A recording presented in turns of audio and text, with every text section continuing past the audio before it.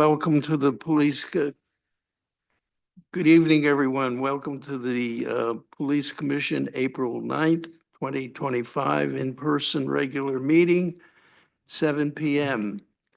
in the Watertown Town Hall. First thing is we'll do a roll call. Robert McCarthy. Carmine Verno. Richard Rossi. Richard Antonetti. We have 4 members, no alternates. We have a quorum. 3 members would constitute a quorum, so we're fine. First thing on the agenda, public participation. I would ask if you would like to say something, come to the microphones on the table and make sure the light is on and you have an opportunity to speak. State your name and address. At 44 Cobb Street. I was here last month for the meeting, so I just wanted to come back and see if there were anybody had any questions regarding the material that I provided. The members had the green folders. It was filled with the various actions that have been taken over the several months, if not a year, it seemed, from moving from 2024 to 25. And we even had a special situation where we had to call in the SWAT team. And that is something that I'm sure you all read in the green folder. And I believe to have the SWAT team there, according to our deputy chief, at one time mentioned that there was a charge because of the fact that you have to have so many officers there. There was a 5,000, approximately 5,500 charge to the city. I will, if the members of the commission would like, pursue a action against the individual who had 3 guns taken from his home, who had a confrontation with the firearms, and these were registered guns. That is not to say that this individual could have guns in a home that are not even registered. I would like to have an opinion from our town attorney as to whether or not he should be charged the $5,000 and approximately $500 because of the SWAT teams overtime and people going out, that he has created an added cost to our town. Any comments from members of the commission on that? Through the chair. Yes, Carmine Verno. I think last time we did go through all the information and I think it was left with, and correct if I'm wrong, that you were going to speak with her. That's correct. So I think that, Chair, if we can just let the chief proceed with what he's doing, and after we hear what's going on with that, however long it takes, then we can discuss about any further action the commission should take. thank you. Any other comments? No, I read the folder. Already? Yes, would you please state your name and address? Kelly. Kelly Klaczynski, 44 Cobb Street. Do you have anything to add? I believe you had a meeting with the chief. I did, my attorney and I did have a meeting with the chief and the deputy chief. The chief said that in the future that they would be responding to calls at my house. Is that something that you are satisfied with? I'm happy with that, yes. I feel like it's a step in the right direction. I think the next hurdle is we were unable to agree on the actions that the individual were taking, that they were any sort of a violation of any laws. And my attorney disagrees with that, so I don't know how you get past that next part. Any comments from members of the commission to Kelly? Yes, Chair, State Richard your Rossi. name. I would think that that decision would be made by the courts, seeing that we've reached that level. So any violation of those orders would be specific to the Waterbury court system. Has there been any activity since last we spoke? As far as His, the dogs and, one of his dogs was loose Sunday evening, yes. boy, Yes, and it was late at night, so based on past experience, I didn't call it in. I figured I would just notify in the morning. Because the dog, I heard the dog outside. It was brought to my attention, the dog was outside. And the dog I never witnessed the dog on my property. So I just figured I would let the deputy chief know in the morning and animal control know in the morning, because past experience with animal control in August, the reason she was unwilling to cite him was the dog was not on my property. I didn't have video evidence of it, and I was the only one complaining. So I figured there was no reason to call, because I felt like that would probably be the same reaction, that I just wanted them to know in the morning so we can keep a record of all this, should this become a more significant problem. Animal control did come out the next morning, and she said she would speak to him, and if he admitted to the dog being out, she would cite him with an infraction. If not, she asked if I'd be willing to come down and give a sworn statement, which I would have, but he did admit to the dog being out, so she did cite him with an infraction. Is there anything else? Any members of the commission have any questions for Kelly? Through the chair, Robert McCarthy, is the man still looking at you and taking his phone out and taking your picture? He has not done that since then, no. Good. But I do agree with you that it is a matter for the court, but we need to get it to the court. And unless he is cited for something other than a dog infraction, it's never gonna be brought to the court's attention. the dogs were never brought up in that, restraining order, correct? No. They were not. Um, But he was told in open court, and I provided a copy of that part of the transcript, that even a dog infraction would result in him being back there in front of the judge, and it could result in jail time. So I'm not sure why the dog infractions aren't making it to the judge. I can't speak for that. I don't know how they get in front of the judge. But now he's been cited 3 times, twice in December for the same date, and now once this past week. And those have not. You do have a security camera on the property, correct? I do, In yes, the rear of the property? I do. I'm just wondering if that would be admissible, to a judge, should you be able to film presence of the dogs? That would have to go through your attorney, Right, contact with. right, Court system. right. But I mean, I understand the chief's opinion is that it was his constitutional right to video us.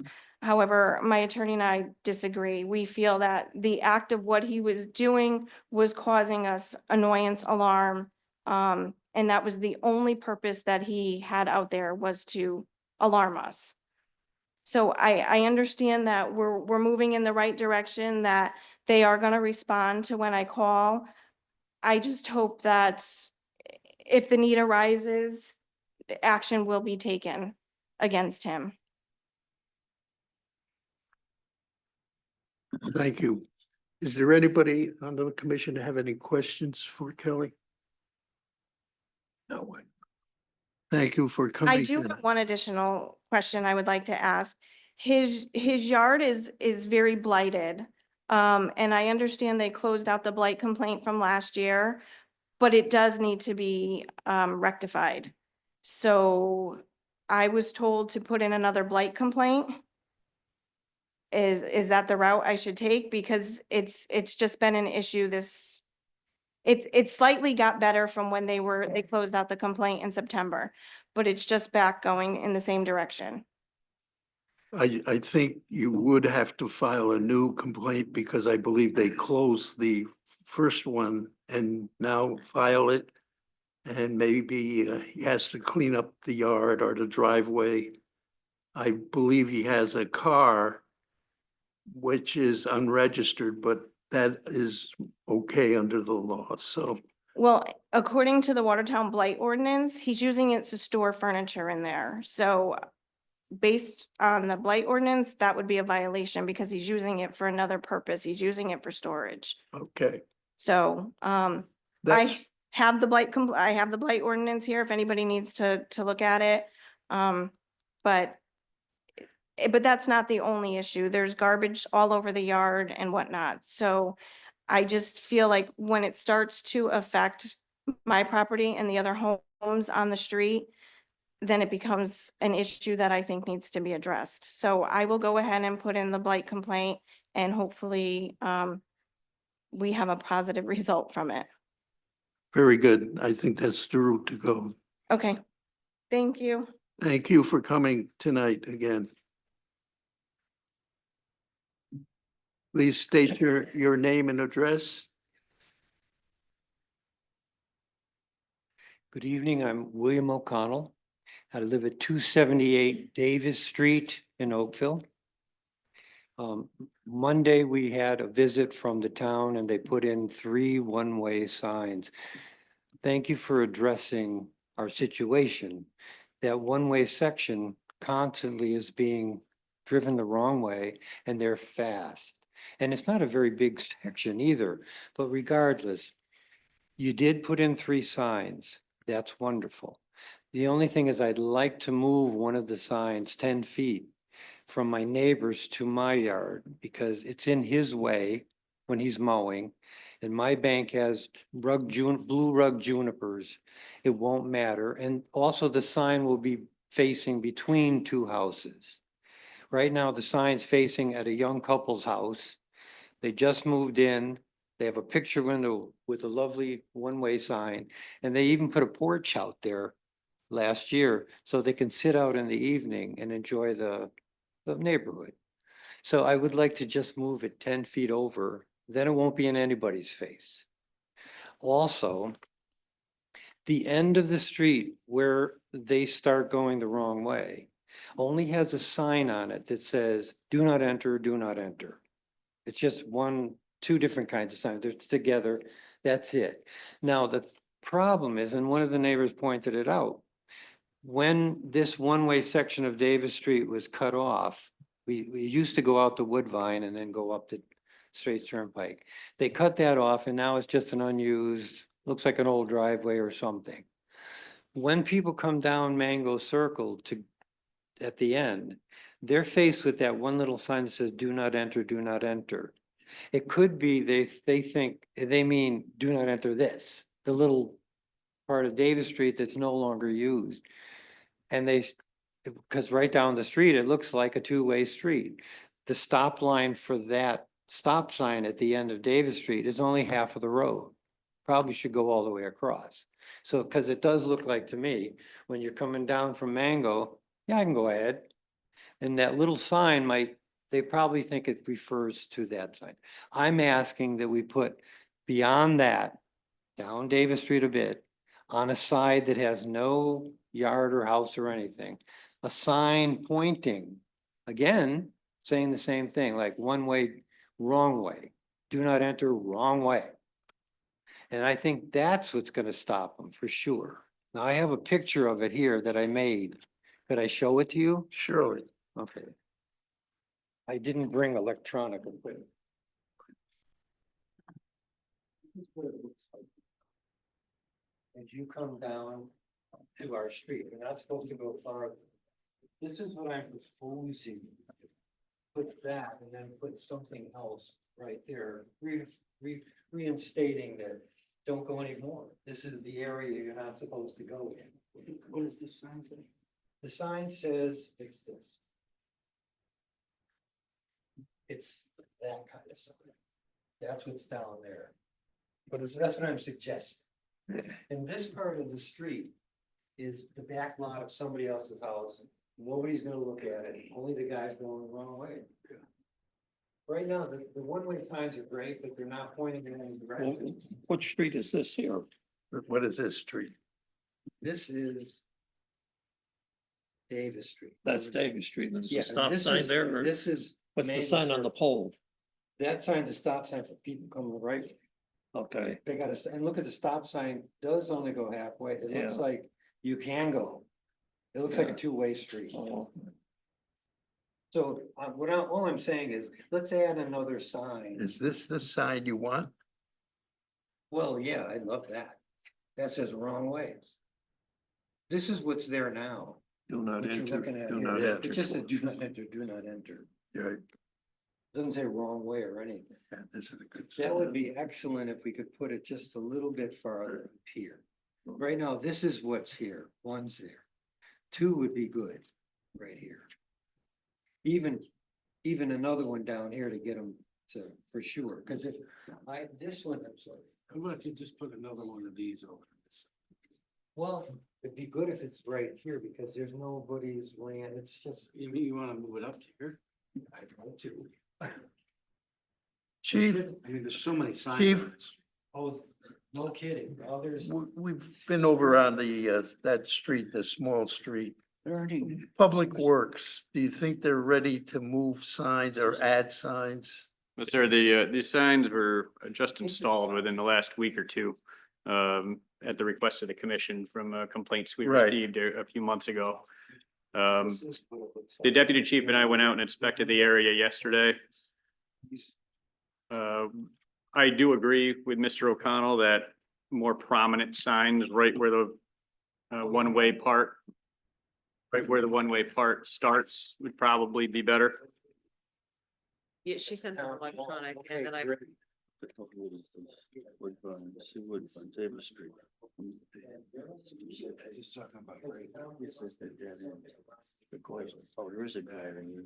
No, I've been over there and I have, Yeah. There is a I have to go driveway. again tomorrow and look exactly where this is. I could never. Street. Wonder if it ripped the asphalt out, making them long and But everything. I don't even remember what stuff on Davis Yeah. Street. Well, that's what I mean. There's not to be an out. Well, I do, but I'll have to go look again. Into somebody's driveway. Is that a driveway? Yeah, driveway. Driveway. One, two, three.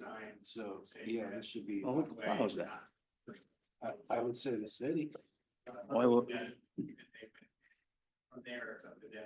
That big sign would be ideal.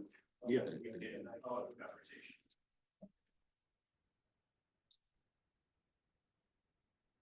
Did the chief show you the signs that we are looking at, the same signs that you like? The only signs that they put up are those are the only ones that. This would be a preference, correct? Yeah. Through the chair. Yes. Chief, I'm sorry, did you, what's your recommendation, chief?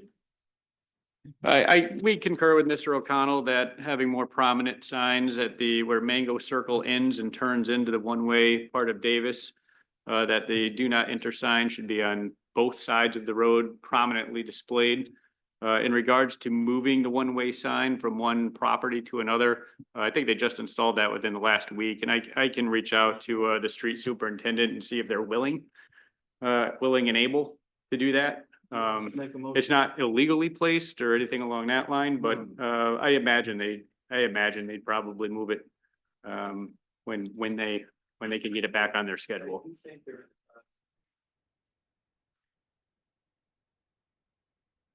You made a motion for that, chief?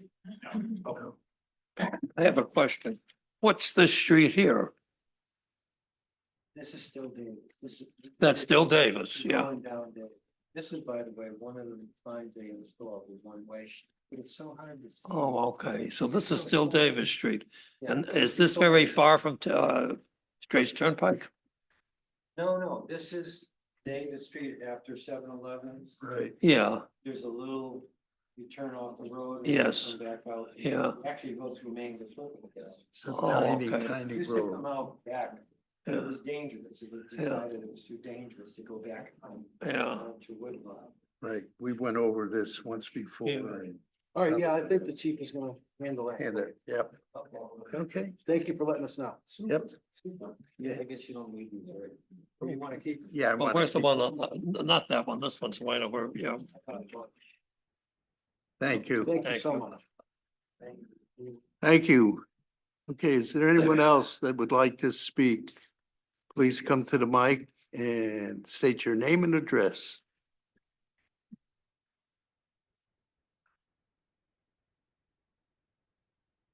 Al Mickle, 95 Woodbine Avenue. I concur with that gentleman that just talked about that one-way signs. I go through that intersections every day. And I found people coming out of the one-way street. I found someone dropping off their kids at the school bus headed the wrong way on that one-way street. So there is some problems with getting people to stop going down the wrong way on a one-way street. But my problem is with Davis Street or Woodbine, I'm not sure which. There are two different signs, speed limit signs, one for 30 miles an hour and one for 25 miles an hour, and they alternate as you go down the street. I find it very difficult to slow down and start up and slow down. I think what they're trying to do is to change the speed limit to 30 miles an hour, which is probably a good idea because no one does 25 miles an hour. So if someone could take a look at those signs and make them at least consistent, that would be nice. The next thing is for the police chief through the chair. The time and attendance cards for your officers, is that connected to the town's website, the town's time and attendance software? What is the question? The time and attendance for the police officers, because they work such weird hours, they probably have had a time and attendance system that takes account for that sort of time. But the town has instituted a time and attendance system for everybody else in the town. And I'm just wondering if they are connected, that's all. Simple answer is no. We generate paper time cards through our scheduling software at the police department. Those paper time sheets are then brought over to the payroll clerk at town hall for processing. Okay. We are working towards, So I think you're working towards a software solution? we are, our current software that we use at the police department may not be robust enough to export directly into the town's system. Okay, thank you.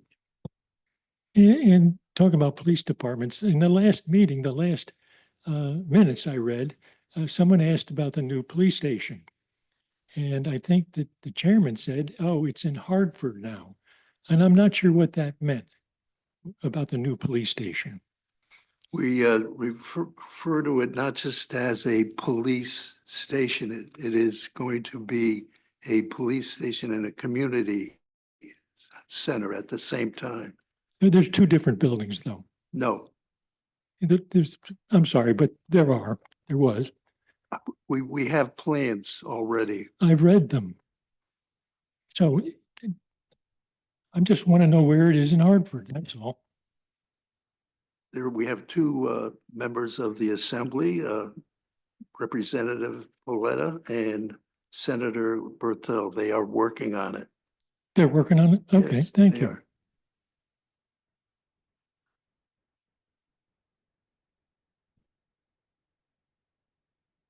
Anyone else would like to speak? Anyone else would like to speak?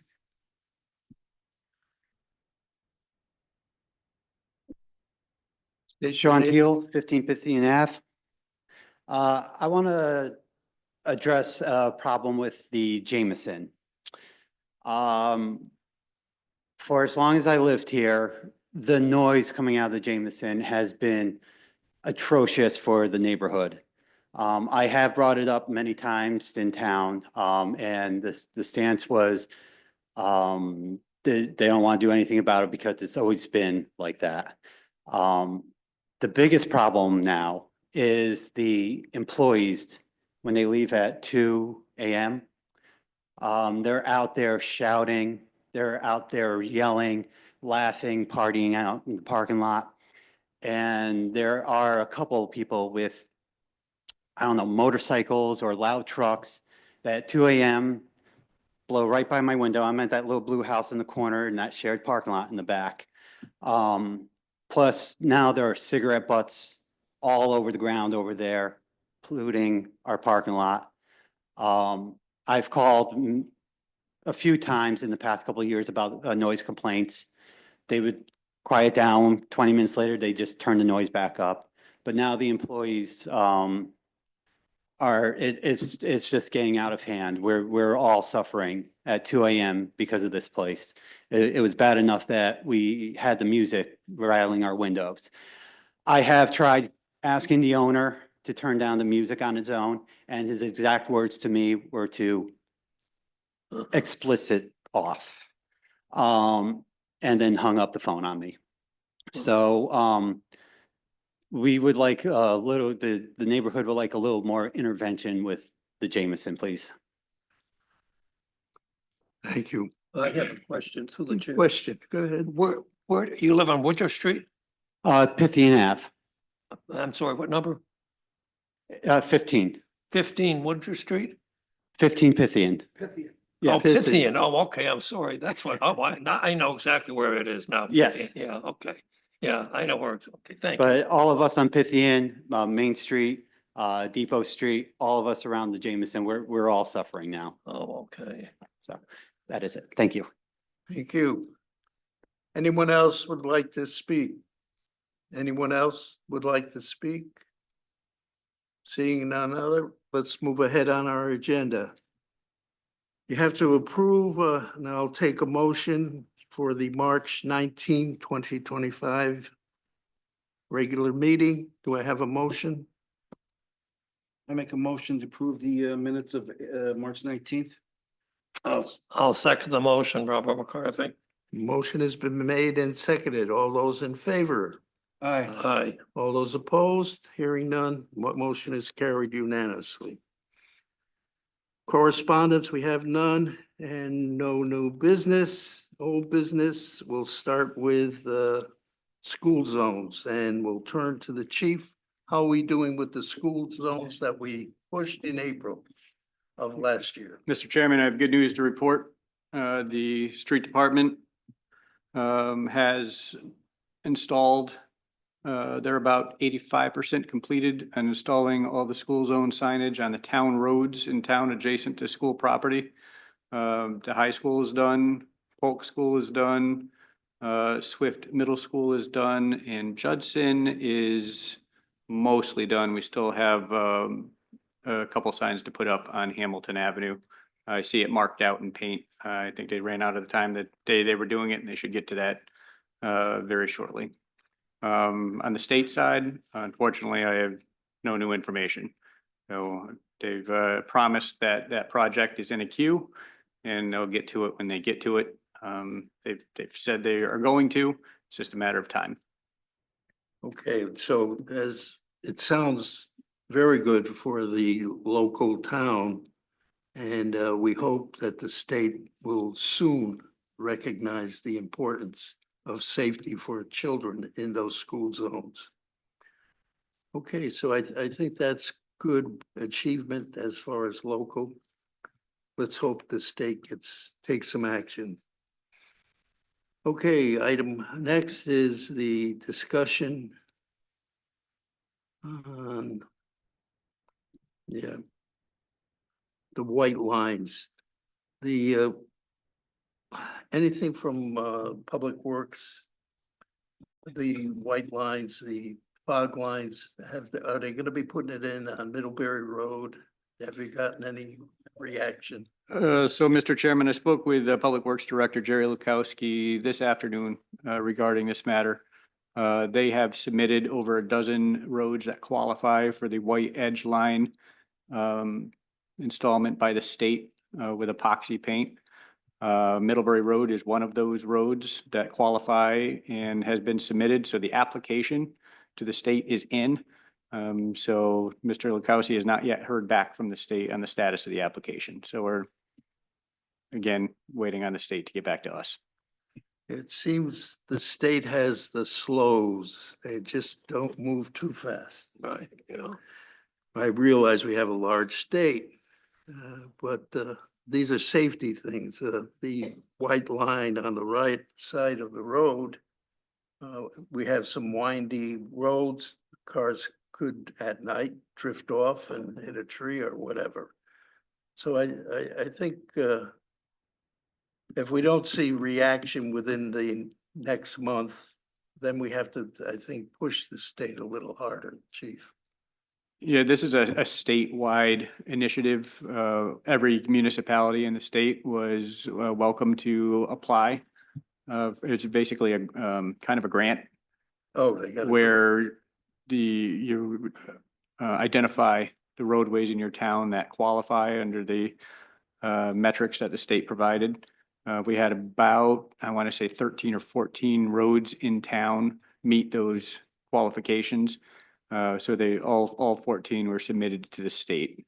The paint they would be putting down is not paint, it's an epoxy, which Right. lasts significantly longer than paint does. But from there on out, it would be the town's responsibility, you know, as those white lines eventually fade or, you know, the town repaves or something along that line, it would Yep. be up to the town as to whether they want to continue putting the paint down. As of right now, Public Works generally does not budget to do white edge lines on town roads. There's only a couple roads that have them. So it's simply not in their budget. Okay. Any questions for the chief on the edge lines?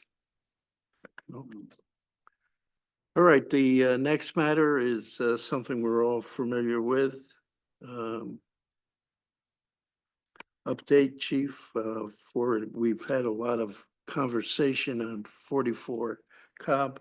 Do you want to add anything? We had You know, not too much. The deputy chief and I met with Mrs. Klaczynski and her attorney on March 26th. We again went over the incidents that occurred primarily after the large incident that had occurred last year that generated the large police response. The deputy chief and I maintained that there was no probable cause in any of those incidents to violate the protective order or any other violation of law. We did, however, feel that the response by the department to her complaints was underwhelming, and I'm not satisfied with how that occurred post-COVID. And during COVID, and it kind of carried on after COVID, we handled a lot of complaints by telephone that the either dispatcher or sergeant didn't believe an officer had to respond out to the house for. It's time for that to stop. We're not in that era anymore, and when a resident calls with a complaint, they should have an officer responding and taking that complaint and diligently investigating. And you know, for animal control matters, it had been a bit of a practice in the department to simply refer it to animal control, who's not on 24 hours a day, and animal control would get that call on their next tour of duty, respond and take the complaint. But for matters such as these, that's an underwhelming response given the history of what occurred, and can certainly add to the feeling that the department you know, didn't care enough about the complaint to take immediate action on. So that's been rectified. Communication was had with both our dispatch center and all of our rank in the department to change that practice. Thank you, chief. Any questions? No, I do Nope. not. Okay. The next thing we wanted to take a look at is communications, as far as we have a graduate from the FBI prestigious school. I believe it's at Quantico. Chief, you were there for. Yes, very proud to announce that our Detective Lieutenant Jared DeAndrea this past month has graduated from the FBI National Academy, which is a prestigious school that less than 1% of all law enforcement officers ever get an opportunity to actually attend. It's a 10-week course accredited through the University of Virginia and taught at the FBI's training facility in Quantico, Virginia. It's an executive leadership school preparing a rank that the chief endorses and believes is going to be the future leadership of an agency to go get high-level training and, you know, further their education in criminal justice and law enforcement. So we attended a very nice graduation ceremony down in Quantico. back on, I think it was the 13th of March. And we're happy to have Lieutenant DeAndrea back in action here in Watertown. I believe you also are a graduate of the school. I am, yes, And we also have another officer, Carol. correct. So we're doing very well as far as training. And I think we all can be very proud of our department and the achievements. I guess it's up to you now, Chief. You have a report for March. Yes, Mr. Chairman and members of the Police Commission, you should have received my report via email. You can see through the stats report, our motor vehicle stops have tripled from February due to, one, the weather's improved, and second is all the grants have refreshed for rural roads and distracted driving and DUI and click it or ticket. So we're putting between 1 to 3 traffic cars out throughout both the day shift and the evening shift, where their sole responsibility is to conduct targeted traffic enforcement based on the parameters of the grant funding that each of those officers has been hired under. So we've been issuing many infractions for speeding and cell phone use and seatbelt use over the past month. And that will continue throughout the year. Thank you. In addition, as far as the department itself goes, we remain fully staffed with 42 sworn officers. One member is a recruit currently attending the police academy. Graduation is expected to be on June 26th. Our dispatch center remains fully staffed with 9 full-time telecommunicators, plus a full-time supervisor. It should be noted that one of our dispatchers, however, is on extended leave from an off-duty injury. We continue to work with the town manager and the HR director to fill the assistant animal control officer position.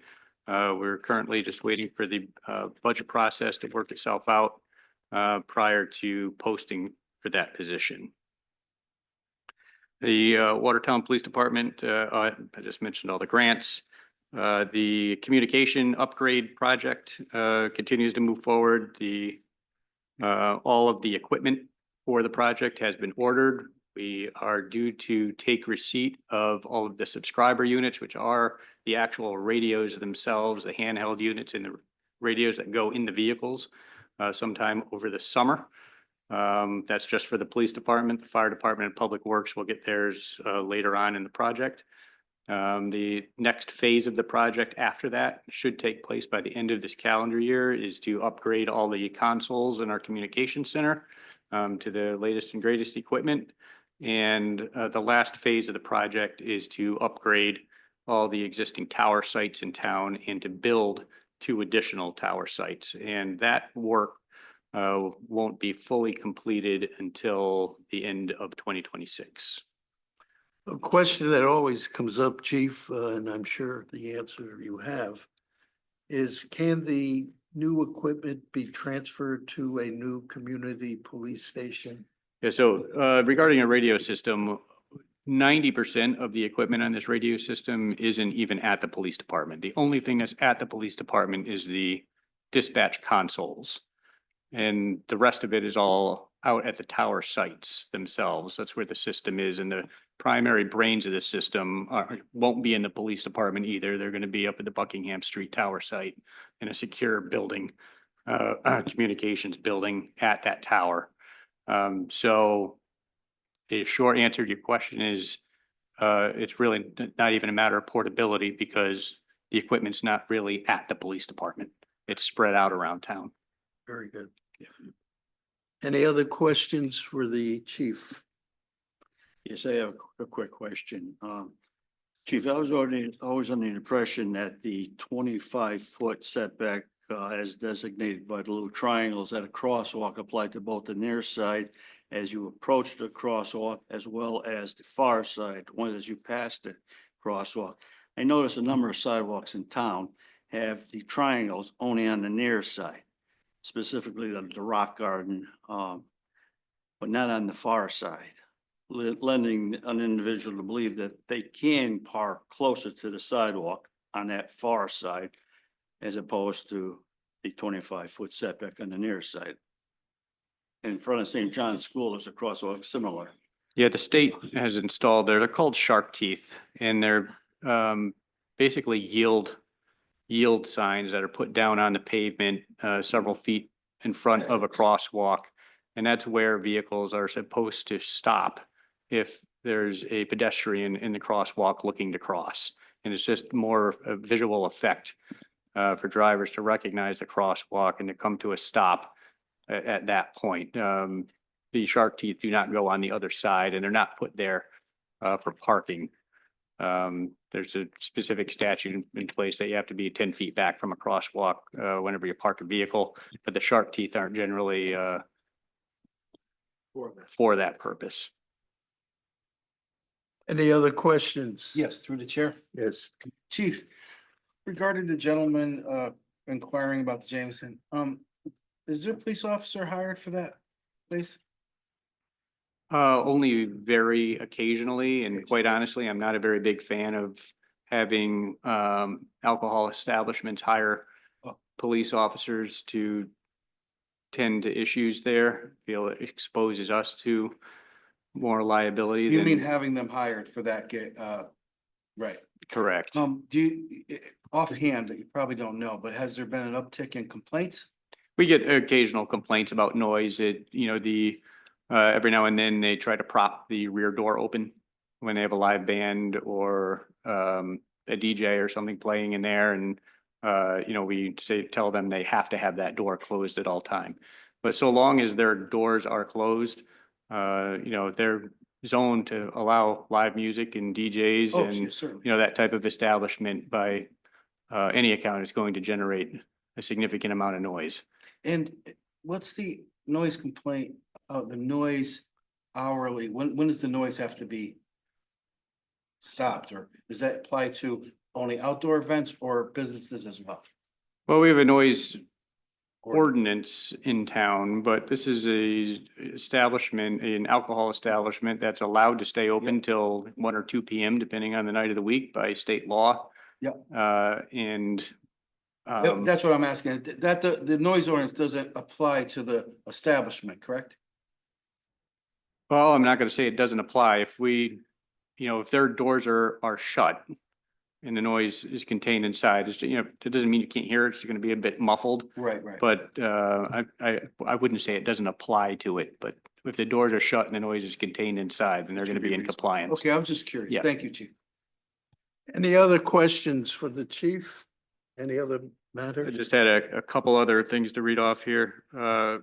Primarily that Detective Kevin Connard has been selected as this year's recipient of the Water Oak Crime Stopper of the Year Award. Detective Connard is going to be honored at the Water Oak Annual Pasta Dinner being held on April 23rd at the Grand Oak Villa. Hope to see you all there. Tickets are available at the police department if you'd like to attend. And that concludes my report. Thank you. Thank you, Chief. Any other comments?